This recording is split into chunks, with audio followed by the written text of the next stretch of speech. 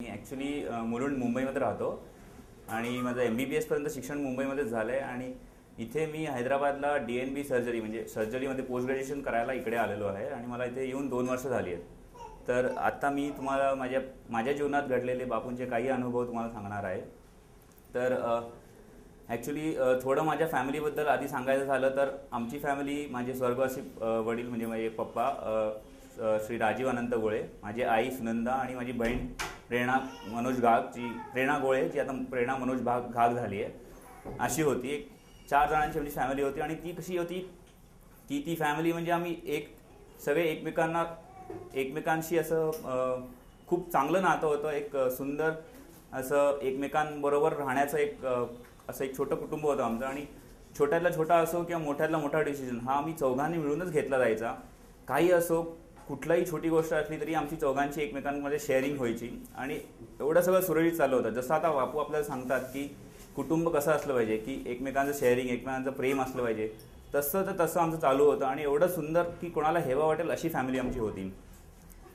असं चालू असताना 2000 मध्ये जेव्हा माझी 12वी होती तेव्हा मला म्हणजे आमच्या फॅमिलीला आमच्या या फॅमिलीला एक मोठा धक्का बसेल असा एक प्रसंग घडला। तो म्हणजे माझ्या वडिलांना नॉन हॉजकिन्स लिम्फोमा डिटेक्ट झाला। नॉन हॉजकिन्स लिम्फोमा म्हणजे रक्ताचा कॅन्सर असतो आणि तो ट्रीट होणं खूप कठीण असतं। तो एक मोठा धक्का होता आम्हाला। त्या दरम्यान म्हणजे बापूंकडचं आम्हाला काहीच माहीत नव्हतं की बापू कोण आहेत, काय आहेत, त्याच्याबद्दल काहीच माहीत नव्हतं।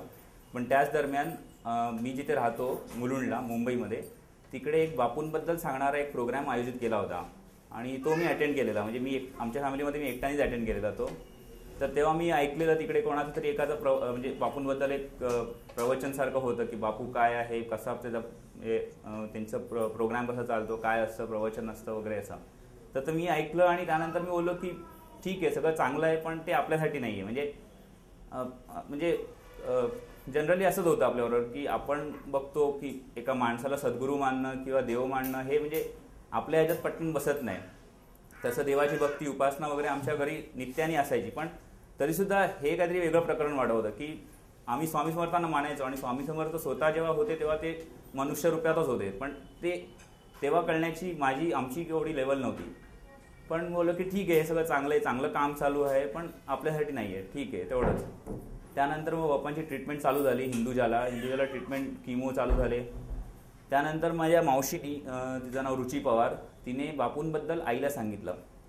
त्याप्रमाणे आई माझी तिच्याबरोबर गुरुवारी एका प्रवचनाला गेली, त्यानंतर दुसऱ्या प्रवचनाला गेली आणि जसं आपल्या सगळ्यांना 108% कधी ना कधीतरी हा अनुभव आलाच असेल की आपण बापूंच्या प्रवचनाला जातो आणि तिकडे आपल्या मनात जे चालू असतं तेच बापू बोलून दाखवतात किंवा आपल्या मनात जे प्रश्न असतात तेच बापू बरोबर तिकडे सांगतात, त्याची उत्तरं सांगतात की असं। आणि त्याप्रमाणे आईची श्रद्धा बापूंवर बसायला लागली। हळूहळू 1 गुरुवार झालं, 2 गुरुवार झाले, असे गुरुवार वाढत गेले। नंतर आई शनिवारच्या उपासनेला जाऊ लागली मुलुंडमध्ये आणि हळूहळू बापूंनी आम्हाला त्यांच्याकडे खेचण्याचं कार्य चालू केलं। त्याप्रमाणे आम्ही सगळेच त्यांच्याकडे खेचलो गेलो। नंतर जेव्हा पप्पांना कॅन्सर डिटेक्ट झाला तेव्हा माझं 12वीचं वर्ष होतं आणि 10वीपर्यंत असं होतं की मला मेडिसिनला जायचे असा माझा कल होता थोडाफार। पण 11वी-12वीमध्ये मी गेल्यानंतर मला असं थोडंसं मॅथमॅटिक्सवरती थोडंसं जास्ती आवड निर्माण झाली आणि त्यावेळेला आम्हाला बॉटनीचा हा विषय असायचा बायोलॉजीमध्ये आणि मला असा एक गैरसमज झालेला की मेडिसिनमध्ये बॉटनी पण शिकवलं जातं आणि मला बॉटनी अजिबात आवडायचं नाही। त्यामुळे माझा कल कुठेतरी मेडिसिनपासून इंजिनिअरिंगला झुकला। त्यातच 12वीची एक्झाम दिली आणि आमच्या वेळेला 12वीची एक्झामच्या मार्कांवर इंजिनिअरिंगला ॲडमिशन मिळायची आणि 12वीची एक्झाम झाल्यानंतर 1 महिन्यानंतर मेडिसिनसाठी एंट्रन्स एक्झाम असायची।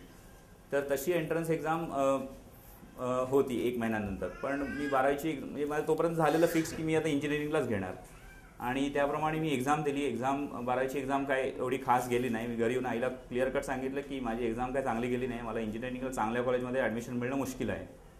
मग आई बोलली की ठीक आहे, आता मग दुसरा एक पर्याय म्हणून तू मेडिसिन तुझं होतच पहिल्यापासून थोडंसं ड्रीम, तर तू का नाही CET का नाही देऊन बघत। तर मला पण तो पटला विचार, चालेल मेडिसिनची CET दिलेली हरकत काय। मग त्याप्रमाणे आई बोलली की चालेल 1 महिन्यानंतर CET आहे, त्यासाठी तुला क्लास लावायला लागले, तर तू अभ्यास तर बिलकुल करणार नाहीस कारण का एक्झाम आत्ताच झाली आहे। मी काय त्याला होकार दिला नाही। मी बोलला की क्लास लावणार नाही, एक्झाम द्यायची असेल तर मी स्वतः अभ्यास करून देईन। पण आई हट्टावर बसली की आई बोलली की नाही, तुला जर तू जर क्लास लावलास तरच मी तुला CETचा फॉर्म भरायला देईन. मी बोललो की ठीक आहे, आता काय दुसरा पर्याय नाही, म्हणून मी CETचा फॉर्म भरला, क्लास लावला. जो अभ्यासक्रम बाकी मुलं वर्षापासून करतात त्या CETसाठी, तो मी एका महिन्याचं पण नाही म्हणता येणार, कारण माझी एक्झाम होऊन 10 दिवस ऑलरेडी गेलेले आणि तो क्लास चालू होऊन पण 10 दिवस गेलेले. तर ते फक्त 20 दिवसाचा क्लास मी अटेंड केला. त्यावरती मी CET एक्झाम दिली. त्यानंतर त्याचा रिझल्ट आला. रिझल्टमध्ये मला असा रँक आला की मला MBBSला मिळणं पॉसिबल पण होतं आणि पॉसिबल पण नव्हतं असं. तर MBBSला मिळणं पॉसिबल मुंबईच्या बाहेर होतं. मुंबईमध्ये मिळणं पॉसिबल थोडं मुश्किल वाटत होतं. पण मुंबईच्या बाहेर ॲडमिशन घेणं तर म्हणजे तो विचारच आम्ही करत नव्हतो, कारण पप्पांची ही स्थिती होती. पप्पा मला जाऊन देणार नव्हते, नक्की होतं. त्यामुळे शेवटी आम्ही तो रिझल्ट घेऊन दादांकडे गेलो. तोपर्यंत दादांची पण पप्पांसाठी ट्रीटमेंट चालू झालेली आणि आम्ही दादांकडे नित्य जात होतो. म्हणजे तसं एक म्हणजे थोडेफार प्रत्येक किमो घ्यायच्या आधी किंवा असं एकदा जाऊन भेटून यायचो. तर त्याप्रमाणे आम्ही दादांकडे गेलो. माझे मार्क दाखवले. दादा बोलले की काही हरकत नाही, ह्याला नवी मुंबईमध्ये मेडिकल कॉलेजमध्ये MBBSला ॲडमिशन मिळून जाईल. आम्ही बोललो की ठीक आहे, पण जेवढा मी रिसर्च केलेलं त्यावरनं तरी मला माहिती होतं की म्हणजे नवी मुंबईला माझ्या या मार्कांवर मला MBBSला ॲडमिशन मिळणं मुश्किल आहे. मी राऊंड्स अटेंड केले. राऊंड्समध्ये मला नवी मुंबईला DY पाटीलमध्ये डेंटलला ॲडमिशन मिळाली, BDSला. मी आणि आईनी बोललो की ठीक आहे, MBBS नाही पण BDSला कुठेतरी आपण मेडिकल क्षेत्रात आलो असं. चालू झालं माझं कॉलेज चालू झालं. मी 3 महिने BDSचा कोर्स अटेंड केला. BDSचा कोर्स अटेंड केल्यानंतर काही त्यांच्या रँकिंग सिस्टीममध्ये काही प्रॉब्लेम झाल्यामुळे त्यावर्षी रीराऊंड्स घेण्यात आले. 3 महिन्यानंतर सगळेच्या सगळे राऊंड्स, जे 1 महिन्याचे जवळजवळ राऊंड्स असतात, म्हणजे पहिले 600 रँक्सला बोलवतात, त्यानंतर 1200 असे जे राऊंड्स असतात ते परत सगळेच्या सगळे घेण्यात आले. आणि त्या रीराऊंड्समध्ये मला MGMला, जे नवी मुंबईमध्ये कॉलेज आहे, त्यात मला MBBSला ॲडमिशन मिळून गेली. आणि ती मिळाल्यानंतर अक्षरशः मी आणि आई एकमेकांकडे बघत राहिलो की दादा जो शब्द बोलले होते की ह्याला MBBSला ॲडमिशन मिळून जाईल नवी मुंबईमध्ये, तसाच्या तसा तो शब्द खरा ठरला होता. त्यानंतर त्याच वेळेला आईने अजून एक प्रश्न दादांना विचारलेला की ह्याला MBBSला मिळाली ॲडमिशन, तरी MBBSचा खर्च खूप असतो, पप्पांचं हे दुखणं आहे, ह्याचा MBBSचा अभ्यास ह्याला झेपेल का, ह्याचा अभ्यास पूर्ण होईल का. तर दादा तेव्हा सगळं होकारमध्ये त्यांनी उत्तर दिलेलं की हो, नक्की होईल, पैशाची काही प्रॉब्लेम येणार नाही, याचा अभ्यास पण पूर्ण होईल. आणि त्याप्रमाणे म्हणजे MBBSमध्ये थोडंफार अडथळे आले असतील, पण काही मेजर प्रॉब्लेम न होता मी MBBS पूर्ण केलं. पुढे चालू करायचं तर पप्पांचं ट्रीटमेंट चालूच होती. त्यानंतर ट्रीटमेंट चालू होऊन किमो चालू झालेले. किमो होऊन पप्पांना थोडं बरं वाटलेलं, गाठी सगळ्या कमी झालेल्या. पप्पा परत ऑफिसला जाऊ लागले. त्या दरम्यान 2001 साली परत आईला थोड्या पप्पांच्या गाठी जाणवल्या. आईने पप्पांना विचारले असतं, पप्पा शांतपणे म्हणाली हो, गाठी आल्या आहेत परत मानेवर. आणि तेव्हा पप्पा बोलले की आहेत, 2-3 दिवसांपासून जाणवत आहेत. आणि ते ऐकून आम्ही सगळेच निराश झालो, कारण का नॉन हॉजकिन्स लिम्फोमा जर कुठल्याही डॉक्टरांना तुम्ही विचारलं तर ट्रीट करायला खूप डिफिकल्ट आहे. त्याचा रिकरन्स म्हणजे खूपच अजून प्रॉब्लेम. तर आम्हाला कळून चुकलं होतं की कॅन्सर रिकर झालेला. आणि त्या रात्री मग आईनी ठरवलं की आता जी हिंदुजाची ट्रीटमेंट आपण आत्तापर्यंत घेत होतो, किमो वगैरे, कारण का किमो घेणं काही सोपी गोष्ट नाही. किमो घेतल्यानंतर त्याचे एवढे परिणाम असतात पेशंटवर आणि एवढ्या काळज्या घ्यायच्या असतात की थकून जातो, म्हणजे ती फॅमिली थकून जाते, तर पेशंट थकून जातो, सगळंच खूप भयंकर असतं ते. तर मग आईनी नाईलाजाने ठरवलं की नाही, आता किमो वगैरे काही घ्यायचं नाही, आपण ट्रीटमेंट पुढची घ्यायची नाही. झालं. त्या दिवशी रात्री आमचं चौघांचं मिळून डिस्कशन झालं की बस किमो वगैरे काही घ्यायचं नाही. पप्पा थोडे हे होते की नाही, आपण परत ट्रीटमेंट चालू करू, पण बाकी आई दीदी वगैरे आम्ही ठरवलं की नाही, पुढे ट्रीटमेंटमध्ये पुढे जायचं नाही. त्या दिवशी रात्री झोपलो. रात्री पप्पांना स्वप्नात बापू आले, पांढरा शर्ट व्हाईट शर्ट ब्लॅक पॅन्टमध्ये. आणि बापूंनी पप्पांना क्लिअर कट सांगितलं की ट्रीटमेंट पुन्हा चालू करायची. जी ट्रीटमेंट आत्तापर्यंत चालू होती तीच योग्य आहे आणि ती ट्रीटमेंट तुम्हाला चालू करायची. दुसऱ्या दिवशी उठून पप्पांनी हे स्वप्न आम्हाला सगळ्यांना सांगितलं. मग काय नाईलाज झाला आमचं की बापूंनी सांगितलं आहे, मग पर्याय एकच उरला की दादांना जाऊन विचारायचं. मग तसंच आम्ही दुसऱ्या दिवशी सकाळी दादांना नवनीतवर क्लिनिकला भेटायला गेलो. दादांच्या क्लिनिकवर गेलो तर आम्ही तिकडे गेलो असं पुढे तर बघितलं तर एक 20-25 जणांची गर्दी होती भक्तांची. म्हणजे आम्हाला कळलं की बापू येत आहेत तिकडे. आणि जनरली बापू आल्यानंतर जिकडून गाडी ज्या गाडीतनं ज्या साईडनी बापू उतरतात त्या साईडला ती सगळी भक्त मंडळी उभी होती. आम्ही काय तिकडे एवढं पुढे गेलो नाही, कारण का आम्ही नवीनच होतो, थोडी भीती, थोडं हे असं. आणि परत हा प्रसंग झालेला, त्यामुळे आम्ही मागेच एका बाजूला फक्त 4 जणच आम्ही एका बाजूला उभे होतो. थोड्याच वेळात बापूंची गाडी आली. बापू नेहमीच्याप्रमाणे त्या साईडने उतरले. बापूंना बाकीच्या भक्तांना दर्शन देत देत पुढे जात होते.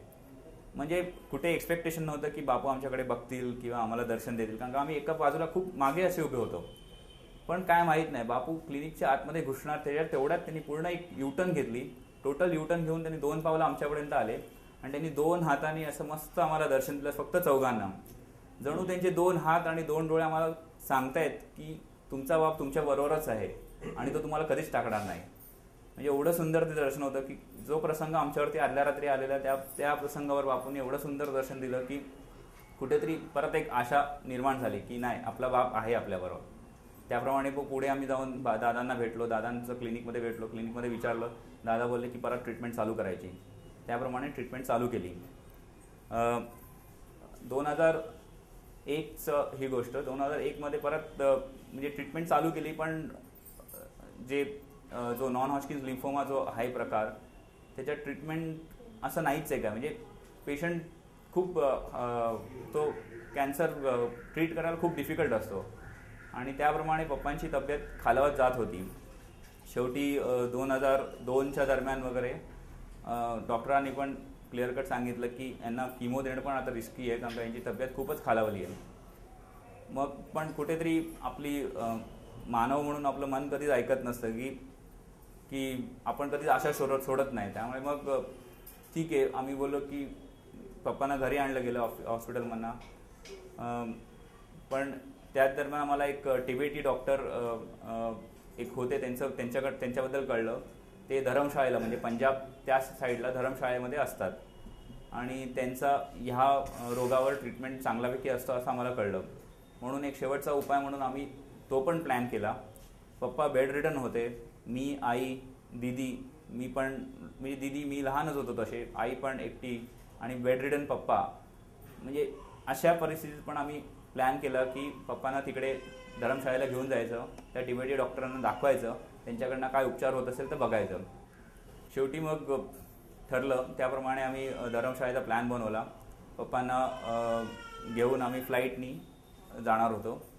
तर म्हणजे बापू आपला कसा असतो बघा, की कुठेतरी हे होतं की पप्पांचं म्हणजे हा रोग झालेला, हे सगळं झालेलं, कुठेतरी हे होतं की त्याच्यावरती उपचार नाही आहेत. पण जेव्हा आमचं सगळं नीट चालू होतं, सगळं चांगलं चालू होतं, तेव्हा आम्हाला कुठेही बापूंनी आठवण पण करून दिली नाही की मी आलो आहे, किंवा बापूंनी आम्हाला घेतलं पण नाही असं, किंवा बोलवलं पण नाही. पण कुठेतरी आमच्यावरती संकट यायला लागली तेव्हा त्यांनी त्याच दरम्यान बरोबर आम्हाला त्याच्याकडे खेचून घेतलं.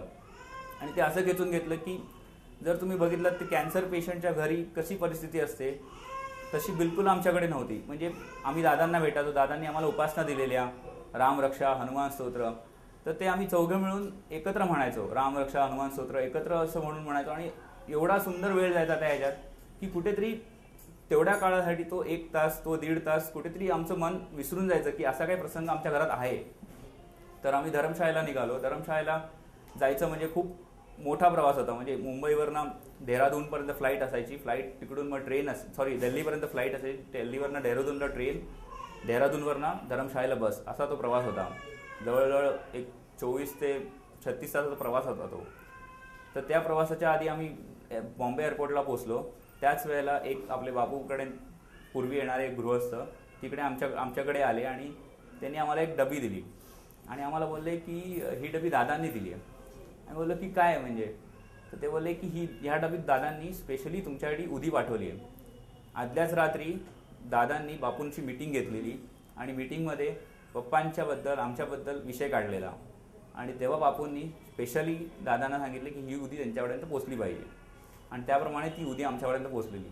म्हणजे ही माऊली आपली कशी, आपलं बाळ आता एवढं लांब जात आहे तर त्याला कुठेही काही त्रास होऊ नये, किंवा ज्या परिस्थितीत आम्ही जात होतो कुठे त्यांची काळजी तिकडे कोण घेणार, तर त्यासाठी त्यांनी बरोबर तिकडे आम्हाला एअरपोर्टला आतमध्ये फ्लाईटमध्ये चढायच्या आधी आम्हाला उदी पोचवली. त्या उदीच्या जोरावर आम्ही धर्मशाळेचे 10 ते 12 दिवस तिकडे काढले. शेवटी जे होणार होतं ते माहीत, म्हणजे कुठेतरी ते होणारच होतं, त्यामुळे त्याच्यावरती ट्रीटमेंट नव्हती हे आम्हाला पण माहिती होतं. आम्ही पप्पांना घेऊन परत आलो. 2003 मेच्या दरम्यान आपला जगन्नाथाचा उत्सव होता. 2003 मेला पप्पांची खूपच स्थिती खालावली, म्हणजे त्यांना टोटली बेड रिडन झाले, सगळं त्यांचं म्हणजे हे झालं. आणि 2 मे 2003 पप्पांना एक स्वप्न पडलं की बापूंची पांढरी गाडी आमच्या बिल्डिंगच्या खाली आली आहे. पांढरा शर्ट ब्लॅक पॅन्टमध्ये बापू आमच्या घरी आलेत. त्यांच्याबरोबर त्यांचे 20-25 जण आहेत आणि बापू पप्पांना सांगतायत की चला आता निघायचं आपल्याला.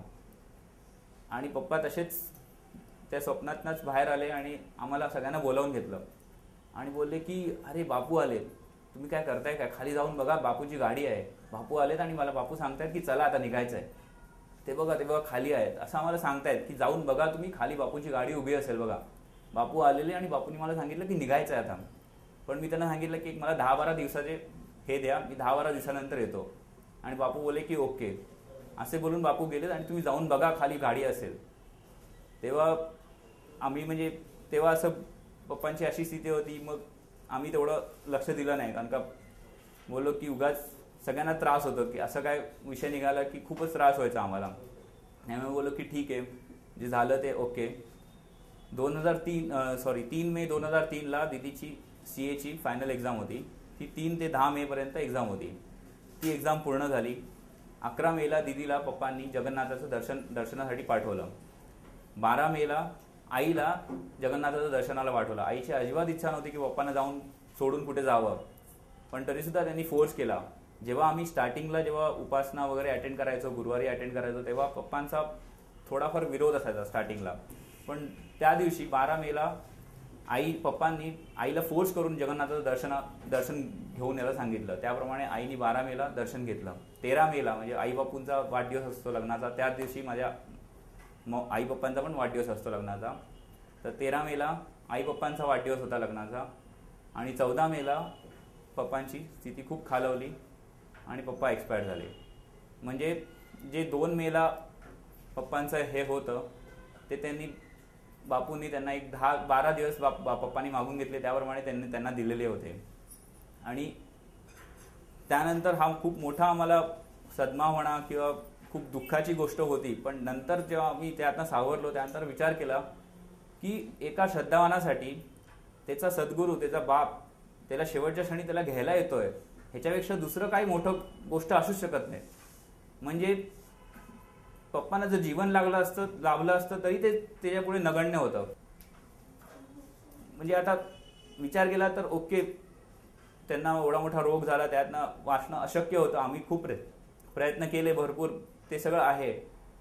पण तो जो बापाचा शब्द आहे की मी तुम्हाला कधीच टाकणार नाही, तसाच तो शेवटच्या क्षणी त्यांना घ्यायला आला. आणि म्हणजे ते खरंच म्हणजे आमचं पुण्य म्हणा, पप्पांचं पुण्य की काय माहीत नाही, पण बाप्पाने आम्हाला शेवटपर्यंत सोडलं नाही. ना बाप्पांना सोडलं ना आम्हाला, अजूनही तो आहेच आमच्याबरोबर. पुढे 2003 मेला पप्पांचं असं झालं. त्यानंतर सगळ्यांनाच दुःख झालं, सगळ्यांनाच जरा हे झालं. आई त्यातनं खूपच म्हणजे आईला खूपच हे झालं की धक्का बसला म्हणा किंवा खूपच वाईट वाटलं त्या गोष्टीतनं. आणि थोडंसं कुठेतरी राग आला बापूंच्या बाबतीत की बाप्पांनी एवढं सगळं करून बाप्पांनी असं का केलं. कुठेतरी म्हणजे आपण साधी माणसं आहोत, आपल्या मनात असे विचार येतातच.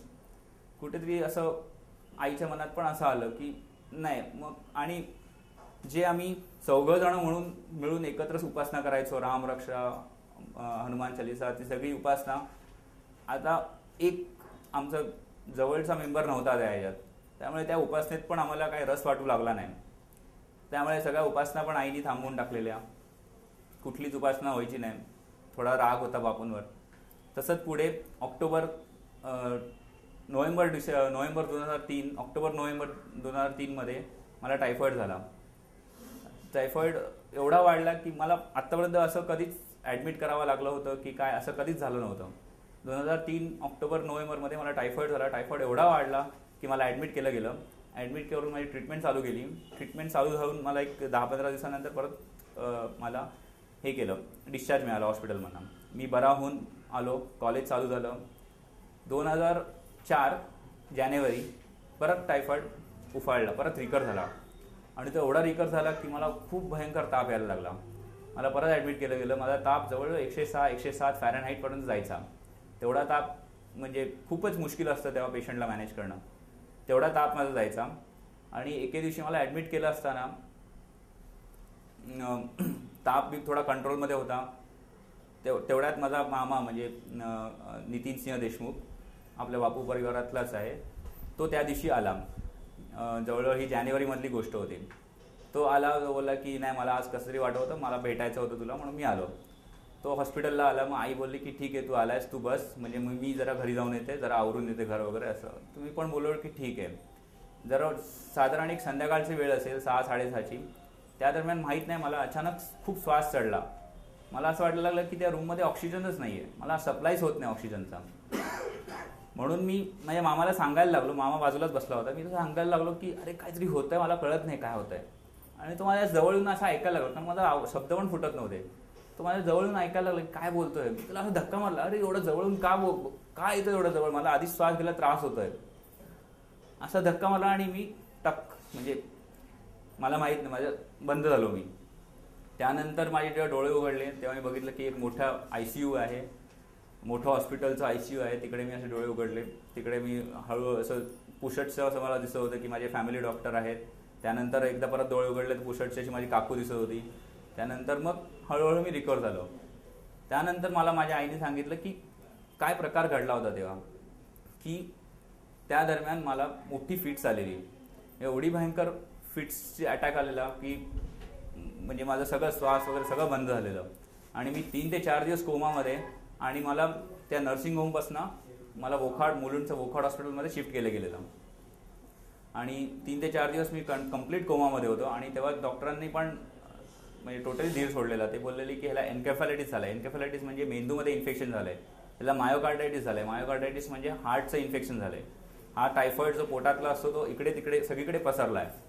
आणि ह्या कोमातनं हा बाहेर येणं खूपच मुश्किल आहे. आणि जर आला तर ह्याला हिअरिंग डिफेक्ट असेल, विजन डिफेक्ट असेल, किंवा मेंटली रिटार्डेड होऊ शकतो, असं होऊ शकतं. अशा प्रकारचं डॉक्टरांनी आईला सांगितलं.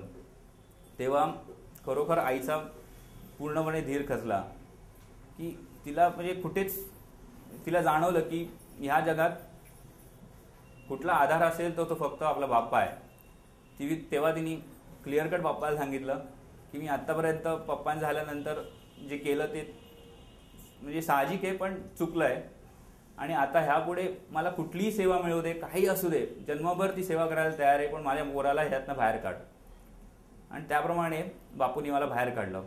मी जो आज तुमच्यापर्यंत आहे, तुमच्यासमोर असा आहे, डॉक्टर झालेलो आहे, पुढचं पोस्ट ग्रॅज्युएशन सर्जरीमध्ये करतोय. म्हणजे सर्जरी तुम्ही विचार कराल की किती कशी फील्ड आहे की त्यात तुम्हाला पूर्ण स्थिरता लागते, मनाची म्हणजे डोळ्यांची सगळ्यांची हातांची स्थिरता लागते. त्या फील्डमध्ये आहे. त्या फील्डमध्ये आता मी शिक्षण घेतोय. म्हणजे तुम्ही विचार करा की मला कुठून बापूंनी कुठे काढलं. त्यानंतर मी बरा झालो. 2004ला हा प्रसंग झाला. त्यानंतर माझं कॉलेज चालू केलं. कॉलेजचे जवळजवळ 2 ते 3 महिने पूर्ण बुडालेले. माझं 1 वर्ष वाया जाऊ शकलं असतं, पण ते गेलं नाही बापू कृपेने. पुढे चालू झालं. 2006ला मी MBBS पूर्ण केलं. 2007ला माझी इंटर्नशिप पूर्ण झाली. MBBS झाल्यानंतर मला पुढचं शिकायची इच्छा होती, पण कॉम्पिटिशन भयंकर असते. पोस्ट ग्रॅज्युएशन सर्जरी आणि या फील्डमध्ये मिळणं खूप डिफिकल्ट असतं. आणि मुंबईमध्ये मिळणं तर खूपच डिफिकल्ट असतं. आणि हा सगळा प्रकारानंतर कुठेतरी दिदीला म्हणा किंवा आईला म्हणा असं झालेलं की ह्याला जे असेल ह्याला बाहेर कुठेही दुसरीकडे पाठवायचं नाही. मुंबईमध्ये काय होत असेल शिक्षण तेवढंच, नाही तर मग बाहेर पाठवणं मुश्किल असं. तर मग 2007ला माझं झालं. त्यानंतर मी 1 वर्ष ट्राय केलं, 2 वर्ष ट्राय केली, पण मला कुठेच मिळत नव्हतं. शेवटी नाईलाजाने मी भरपूर ठिकाणी जसं इंदोर, पुणे, हैदराबाद, चेन्नई इकडे तिकडे ॲप्लिकेशन टाकून ठेवलेले. त्याप्रमाणे मला हैदराबादला इंटरव्ह्यूचा कॉल आला. आईला मी सांगितलं, दीदीशी डिस्कस केलं. दीदी बोलली की आपण इंटरव्ह्यू देण्यात काहीच हरकत नाही, नंतर पुढे बघू घ्यायचं की नाही. त्याप्रमाणे मी इंटरव्ह्यूला आलो. इंटरव्ह्यू दिला. इंटरव्ह्यू काय चांगला गेला नाही. आई आणि मी दोघांनी निश्वास टाकला की चला ठीक आहे, इंटरव्ह्यू चांगला झाला नाही, बरं आहे, म्हणजे ह्याला मिळणार नाही. त्याच दिवशी मला रिझल्ट पण कळला की मी सिलेक्ट झालो नाही. त्यामुळे आम्ही अजूनच आनंदित झालो की चला बरं आहे, हैदराबाद सुटलं. आम्ही घरी आलो. घरी आल्यानंतर मी परत त्या दरम्यान मी राजावाडी हॉस्पिटलला जॉईन झालेलो. तिकडे परत मी जॉब जॉईन केला आणि नंतर एक 10 दिवसानंतर मला हैदराबादवरून कॉल आला माझ्या हॉस्पिटलमधनं की तुम्ही सिलेक्ट झालात, कारण का पहिला जो कॅन्डिडेट होता त्यांनी सीट सोडली आहे, त्यामुळे एक सीट रिकामी आहे, तर तुमचा नेक्स्ट नंबर होता, त्यामुळे तुम्हाला घेतलं गेलं आहे. तुम्हाला ॲडमिट करायचं असेल, ॲडमिशन घ्यायची असेल तर तुम्ही येऊन ॲडमिशन फीस भरा आणि जॉईन व्हा. आता प्रश्न पडला की जे आम्हाला नको होतं तेच झालेलं, त्यामुळे आता काय करायचं. म्हणजे आईला तर मला सोडायचं नव्हतं. आई बोललेली की मी मुंबईबाहेर तुला सोडणार नाही, कुठेही जाऊन देणार नाही असं. मग आम्ही ठरवलं की ठीक आहे. बट माझ्या बहिणीने, माझ्या दिदीनी खूप आग्रह धरला की नाही, याचा पुढचं शिक्षणाचा एवढा मोठा चान्स मिळतोय, का सोडायचा, फक्त आपल्या मनाच्या भीतीपोटी आपण का सोडायचा हा चान्स. मग शेवटी आमच्या तिघांनी असं ठरवलं, आमच्या तिघांमध्ये, की आपण दादांना जाऊन भेटायचं. त्याप्रमाणे आम्ही दादांना जाऊन भेटणार होतो. त्याच्या आधी माझ्या आणि आईमध्ये असं डिस्कशन झालं की दादांची एक सवय असते की त्यांना क्लिअर कट सांगायचं नसेल तर ते क्लिअर कट सांगत नाहीत आपल्याला, की ते सांगतात की तुम्ही बघून घ्या, असं केलं तर चालेल, बघा तुम्हाला कसं वाटेल तसं करा असं. तर आम्ही ठरवलं की दादा जर नाही बोलले तर नाही जायचं. दादा जर बोलले की बघा तुमच्या इच्छेवर आहे, तुम्ही थोडा हे इकडच्या विचारा आणि मग असं बोलले तरीही नाही जायचं. दादा जर ठामपणे बोलले की जाच तर जायचं. अशा याने आम्ही गेलो. दादांना भेटलो. दादांना सांगितलं की असं असं मी इंटरव्ह्यू दिलेला आणि मला तिकडनं कॉल आलाय. दादांच्या चेहऱ्यावरचा जो आनंद होता, म्हणजे तो अक्षरशः, म्हणजे मी अजूनही तो माझ्या समोरच आहे. म्हणजे ज्याप्रमाणे दादा एवढे खुश झाले की दादा बोलले की हां काय सुंदर, काय म्हणजे इतके खुश झाले की मला पुढचं शिक्षण मिळतंय ह्यानेच ते एवढे खुश झाले. आणि ते बोलले की मिळालंय, जायलाच पाहिजे, मला तर वाटतं तुम्ही जावंच. हाच दादांचा सतत आमच्या मागे हे लागला की मला तर वाटतं तुम्ही जावं असं. मग मी आणि आई आमच्या एकमेकांच्या तोंडाकडे बघत राहिलो. आता म्हणजे बापूंनी हैदराबादचं प्रकरण आमच्या गळ्यात पूर्णपणे बांधून टाकलेलं. त्याप्रमाणे मग दादा असं बोलले. मग दादा हे बोलले की काही काळजी करायची नाही. आईनी हेही विचारलं, हा आजारी बिजारी पडणार नाही ना, ह्याचं सगळी नीट होईल ना, ह्याला झेपेल का हैदराबाद वगैरे वगैरे. दादा बोलले काही काळजी करायची नाही, सगळं नीट होईल. आणि दादाने हा एक शब्द वापरला तिकडे की आपली माणसं आहेत तिकडे. आणि बोललो की ठीक आहे. मग दादा बोलले की वैभवसिंहांकडे जा, वैभवसिंहांकडनं आपल्या सगळे तिकडचे आहेत, तिकडचा नंबर घ्या आणि त्याप्रमाणे तुम्ही हे करा. मग त्याप्रमाणे पुढचं चालू झालं. मी वैभवसिंहांकडे गेलो. वैभवसिंहांकडनं आपल्या हैदराबादचे भरपूर जणांचे नंबर मला मिळाले, भरपूर जणांशी कॉन्टॅक्ट केला आणि आम्ही एक दिवस हैदराबादला येऊन ॲडमिशन घेऊन परत गेलो. आणि मग जॉईनिंग डेट थोडी एक 5-6 दिवसानंतर होती. त्या ह्याच्यात आम्ही आमच्या हॉस्पिटलमध्ये पोस्ट ग्रॅज्युएशन स्टुडंट्सना राहण्याची सोय नाही आहे, तर राहण्याची सोय स्वतःलाच बघायची असते. तर भरपूर जणांना फोन केला जे आपले बापू भक्त आहेत, पण कुठूनही असं अरेंजमेंट होत नव्हती. आणि बोललो की ठीक आहे, आता दादांनी एवढं सांगितलं आहे की आपली माणसं आहेत, सगळं बरोबर होईल, मग काय घाबरायची गरज नाही. त्याप्रमाणे आम्ही सगळं पॅकिंग वगैरे केलं. त्या रात्री ट्रेनमध्ये बसणार त्याच्या आदल्या रात्री मला मनोजसिंह गोस्वामी यांचा फोन आला की तुम्ही कधी येत आहे. मी बोललो की असं आहे, आज रात्री आम्ही ट्रेनमध्ये बसतो, उद्या सकाळी आम्ही पोहोचू. मग ते बोलले ठीक आहे, तुम्हाला घ्यायला आम्ही येतो. आम्ही बोललो की हा काय प्रकार आहे, म्हणजे हा माणूस आपल्याला काय ओळखत नाही, कोण नाही, म्हणजे बापू भक्त आहे, ठीक आहे, बापू भक्त आपले असतात, पण असं म्हणजे फक्त घ्यायला येतो आणि मग आपण त्याला म्हणजे थोडंसं असं हे आलं की काय हे. बोललो की ठीक आहे, चल कोणतरी आहे, ॲटलिस्ट आपल्याला काय झालं नाही तरी एक वेळ जेवायचं वगैरे होऊन जाईल. त्याप्रमाणे आम्ही दुसऱ्या दिवशी पोचलो. दुसऱ्या दिवशी मनोजसिंह, अंजली वीरा आम्हाला घ्यायला आले. आम्ही SBIच्या क्वार्टर्सवर थांबलेलो, माझ्या बहिणीच्या ऑफिसच्या ह्याच्यातनं घ्यायला आले. त्यानंतर मग म्हणजे अक्षरशः सांगतो की दुसऱ्या कुठल्याही शहरात मी गेलो असतो किंवा दुसरी कुठली माणसं असली असती तर कदाचित मला आईने कधीच सोडलं नसतं एकट्यावर. आई कदाचित ट्रान्सफर होऊन इकडे आली असती किंवा आम्ही ॲडमिशन कॅन्सल केली असती, काहीतरी झालं असतं. पण जो विश्वास आम्हाला इकडच्या माणसांनी दिला, म्हणजे जसं एक मोठी बहीण जसं आपल्या एक लहान भावाची काळजी घेते त्याप्रमाणे माझी काळजी घेतली गेली हे बघून आई निर्धास्त होऊन मुंबईला परत गेली. त्यानंतर कधी असा विषय निघाला नाही की तू कसा आहेस, तुला आठवण येते का, की तू बरा नाही आहेस का, किंवा तुला काही त्रास होतोय का. तर असं म्हणजे हैदराबादला आल्यानंतर असं मला एक कुटुंब मिळालं. त्यामुळे मग आई पण निर्धार झाली आणि म्हणजे सगळ्या प्रकारेच एवढं वेल सेट बापूंनी करून दिलं की म्हणजे कशाचीच चिंता नाही. म्हणजे त्याचा जो शब्द असतो, दादांचा जो शब्द होता की आपली माणसं आहेत, काही काळजी करायची नाही, सगळं नीट होईल, ते अक्षरशः म्हणजे वर्ड टू वर्ड माझ्या जीवनात जेव्हा पण बघितले तेव्हा वर्ड टू वर्ड खरे ठरलेत. म्हणजे त्यातला एकही शब्द असा म्हणता येणार नाही की अरे हे असं दादा बोललेलं मग असं का झालं. असं आपण विचारतो तेवढ्यात ती गोष्ट होऊन जाते. असं प्रत्येक वेळेला हा अनुभव आलेला आहे. त्यानंतर हैदराबादला आलो. हैदराबादला तो पदोपदी अनुभव मला यायला लागले, कारण का असं फर्स्ट टाइम झालेलं की बापूंपासून एवढं लांब, आईपासून एवढं लांब, फॅमिलीपासून एवढं लांब. म्हणजे आहे आपल्यासाठी कोण आहे तर आई बापू दादाच आहेत असं. तर मी इकडे रेसिडेन्सी करतोय हॉस्पिटलमध्ये.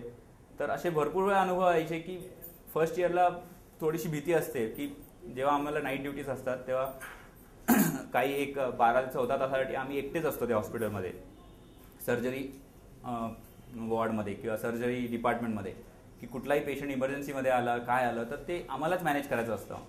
त्यामुळे कधी स्वाभाविक आहे की ते टेन्शन असतं. किंवा कुठला पेशंट आदल्या दिवशी आपल्याला माहीत असतं की हा पेशंट खूप आजारी आहे, ICUमध्ये आहे, म्हणून मग निघायच्या वेळेला बापूंना प्रार्थना करायची की बापू आज नाईट आहे, सांभाळून घ्या, तो पेशंट थोडा आजारी आहे, ह्या पेशंट थोडं हे प्रॉब्लेम आहेत, काय प्रॉब्लेम झाला रात्री तर काय होईल. आणि हॉस्पिटलला जायचं. हॉस्पिटलला जाऊन बघायचं असेल तर हा पेशंट ICUच्या बाहेर वॉर्डमध्ये आरामात शिफ्ट झालेला असायचा. म्हणजे असे अनुभव पदोपदी आले. एकदा तर असं झालं की एकदा आमची एक सर्जरी होती, लॅप्रोस्कोपी कोलेसिस्टेक्टमी, म्हणजे ती गॉल ब्लॅडरची सर्जरी असते, त्यात लॅप्रोस्कोपीनी करतात. आणि एक प्रिव्हेन्शनसाठी एक पोटात एक ड्रेन ठेवला जातो, एक ट्यूब ठेवली जाते की समजा त्या पेशंटला नंतर समज इन्फेक्शन काय डेव्हलप झालं तर त्या ट्यूबमधनं बाहेर येईल. तसं एक ट्यूब पोटातनं असं बाहेर येतो तो. तर ती सर्जरी वगैरे झाली. आमचे सर होते, सर्जरी करून गेले बाहेर. मी आणि माझा सिनियर होतो. थोडा एक 5 मिनिटाचा टाईम असेल त्यावेळेला आमचं दोघांचंही लक्ष डायव्हर्ट झालं. त्या दरम्यान तो पेशंट ऑपरेशन टेबलपासून बेडवरती शिफ्ट करण्यात आला आणि शिफ्ट करताना तो ट्यूब त्या वॉर्डबॉयपासून खेचला गेला. तो ट्यूब बाहेर आला. त्या वॉर्डबॉयने परत घुसवला, पण त्याचा काहीच अर्थ नाही. तो घुसून फक्त आपल्या पोटाच्या स्किनमध्ये जातो. आम्हाला कळलं हा प्रॉब्लेम मोठा झालेला आहे.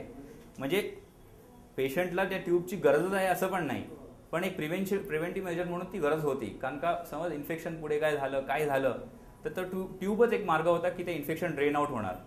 जर ते ड्रेन आउट झालं नाही तर इन्फेक्शन आतल्यात बिल्ड होण्याचा चान्स असतो आणि मग रिऑपरेशन करायला लागू शकत असतं. त्याप्रमाणे आम्ही दोघांनी बोललो, मी आणि माझे सिनियर दोघंही आम्ही टेन्स झालो की आता करायचं काय. सरांना सांगितलं तर आमचे पुढचे 6 महिने बँड, आम्हाला ऑपरेशनमध्ये येऊन पण देणार नाहीत सर्जरीमध्ये. सरांना नाही सांगितलं आणि पेशंटला काय कॉम्प्लिकेशन्स झाले तर परत प्रॉब्लेम. मग आम्ही दोघांनी ठरवलं की ठीक आहे, आपापल्या देवताला प्रे करायचं, त्याशिवाय दुसरं काय करू शकत नाही. तसंच आम्ही झालं. त्या दिवशी ड्युटी झाली, मी घरी आलो. घरी येऊन बापूंसमोर बसलो की बापू एक मोठी चूक माझ्याकडनं झालेली आहे की कुठेतरी म्हणजे आम्ही भरपूर कामं असतात, पण कुठेतरी तेवढी एक काळजी घ्यायला पाहिजे होती, ती घेतली गेली नाही आमच्याकडनं आणि तो ट्यूब बाहेर आलाय. एवढं फक्त सांभाळून घे. दुसऱ्या दिवशी गेलो, पेशंट ठीक, सरांनी तो ड्रेन काढला, बोलले की पाठवून द्या घरी. म्हणजे असे पदोपदी अनुभव एवढे आलेत की म्हणजे अक्षरशः म्हणजे ते आठवले की असं वाटतं की त्याच विश्वात राहावं बघ फक्त, बाकी काहीच नको आपल्याला. परत एक अनुभव मला सांगायचा म्हणजे मला एक हैदराबादच्या आधीचा हा अनुभव आहे. म्हणजे तो असं झालेलं की पप्पा एअर इंडियामध्ये होते आणि एअर इंडियामधनं त्यांना पप्पांना फ्लाईटचे पासेस मिळायचे. तर तसेच पासेस पप्पा जेव्हा एक्सपायर झाले त्यानंतर त्यांच्या राहिलेल्या ह्याच्यातनं एक 2-3 पासेस आम्हाला मिळालेले आणि ते एअर इंडियाचे पासेस आम्हाला इंटरनॅशनल फ्लाईटचे मिळालेले. त्यामुळे आम्ही कुठेतरी एका इंटरनॅशनल फ्लाईटने आम्ही जाऊ शकत होतो एक वेळचं. त्याप्रमाणे आम्ही डिसाईड केलं की सिंगापूरला जायचं. आम्ही तिघांनी मिळून हा प्रथमच एवढी मोठी ट्रिप करायचा धाडस केलेलं. त्याप्रमाणे आम्ही सिंगापूरला गेलो. सिंगापूरला जाऊन मस्त एन्जॉयमेंट झाली, ट्रिप खूप मस्त झाली आणि येताना परत एअरपोर्टवर आलो सिंगापूरच्या. आणि त्या फ्लाईट पासेसचं कसं असतं की समज एअर फ्लाईटमध्ये पॅसेंजर्स कमी असले तरच तिकडे एअर इंडियाच्या सर्व्हिस पर्सन्स जे असतात त्यांना परवानगी असते आतमध्ये यायला, नाहीतर त्यांना रखडवलं जातं, कारण का ऑफकोर्स प्रॉफिट पहिला येतो कधी पण. तर त्याप्रमाणे आम्ही आलो. आम्हाला आधीच कळलेलं की फ्लाईटची परिस्थिती खूप डिफिकल्ट आहे, ऑलरेडी फ्लाईट्स खूप फुल होऊन चालल्या आहेत. म्हणून आम्ही ज्या दिवशी निघणार होतो त्या दिवशी सकाळीच आम्ही 5लाच आम्ही एअरपोर्टला पोहोचलो. जवळजवळ एक 10ची फ्लाईट होती, 10 वाजताची फ्लाईट. नेहमीप्रमाणे फुल होती. आमच्याबरोबर अजून तसेच एअर इंडियामध्ये काम करणाऱ्या 2 फॅमिलीज होत्या. त्या 2 फॅमिलीज पण आमच्याबरोबर तिकडेच रखडल्या. त्यानंतर त्याच वेळेला दुपारची 3 वाजता का 4 वाजताची एक फ्लाईट होती, ती पण टोटली फुल. तिकडेही कोणालाही प्रवेश नाही. मग ती रात्र आम्ही एअरपोर्टवरच काढली.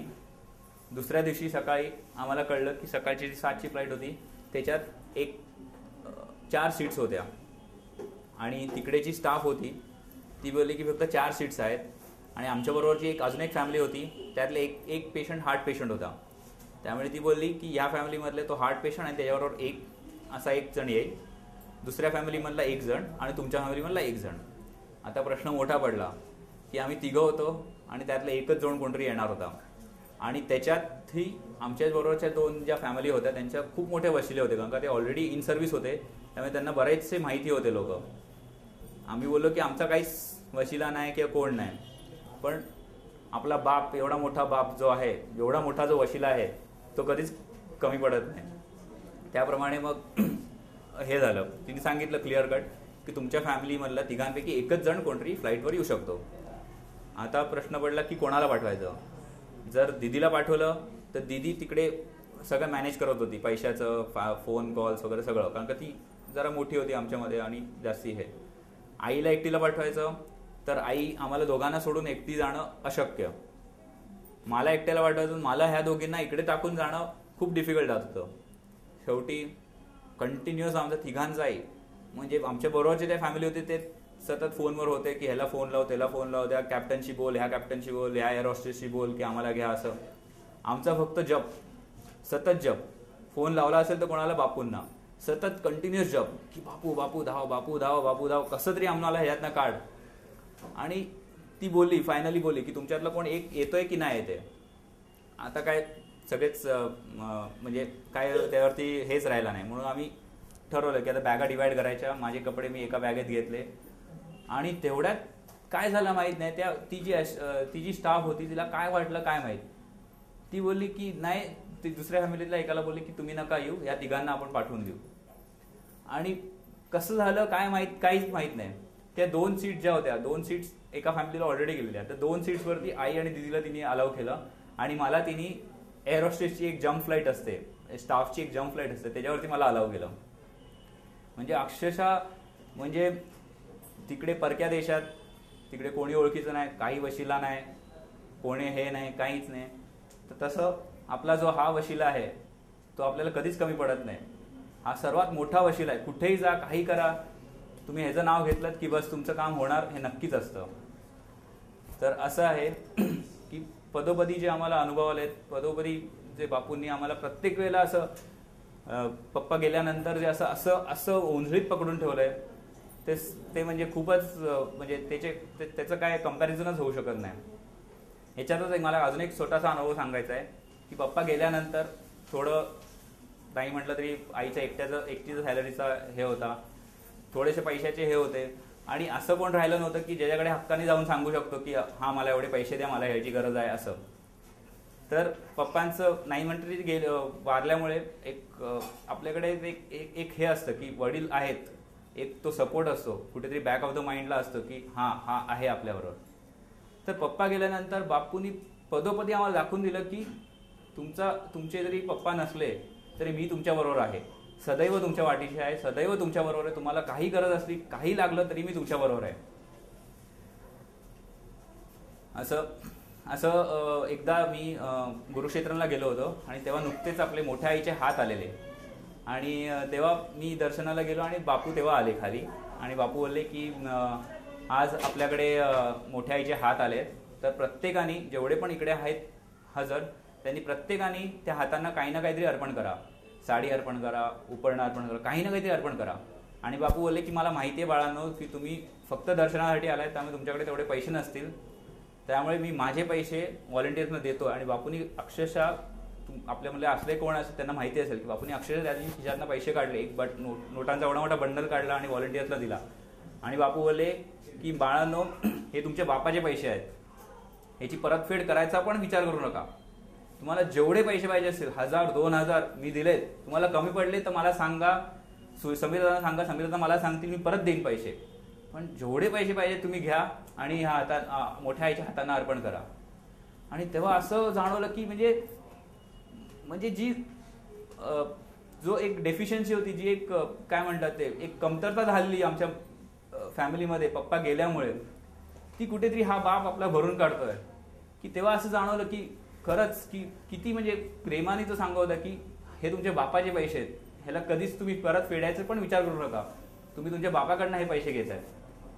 आणि अक्षरशः त्यावेळेला मला असं जाणवलं की मी वॉलेटमध्ये काढून बघितलं, तेव्हा म्हणजे आई नेहमी सांगायची की 1000ची नोट एक इमर्जन्सीमध्ये ठेवून येते. तेव्हा मला असं खूप जाणवलं की आज मी काही करून ही 1000ची नोट घरी विसरलो असतं तर खूप बरं झालं असतं, मला माझ्या बापाचे पैसे घेता आले असते असं. तर मला एवढंच सांगायचं आहे की आमच्या सर्जरीमध्ये गाठी बांधायच्या असतात, नॉट्स. तर 3 प्रकारच्या नॉट्स कॉमन असतात की एक म्हणजे त्याला ग्रॅनी नॉट म्हणतो आम्ही. ती म्हणजे कसं असते की एक धागा खेचला की नॉट सुटून जाते. दुसरी असते एक रीफ नॉट, जी आपल्या कॉमन कॅम्पमध्ये वगैरे वापरली जाते, ती थोडी घट्ट असते पण त्याचा पण एक धागा कापला की ती निघून जाते. तिसरी असते सर्जन्स नॉट, ती स्पेसिफिकली सर्जन्सची नॉट असते. त्याच्यात ती एवढी घट्ट असते की त्या 2 सेपरेट होणारे टिश्यू जर आपण त्यांनी बांधले तर ते सेपरेट होऊ शकत नाहीत, एवढी ती घट्ट असते. आणि बापूचरणी फक्त हीच एक प्रार्थना आहे की बापू तू त्या सर्जन्स नॉटनी मला तुझ्या पायांशी बांधून ठेव, बाकी काही नको. हरिओम.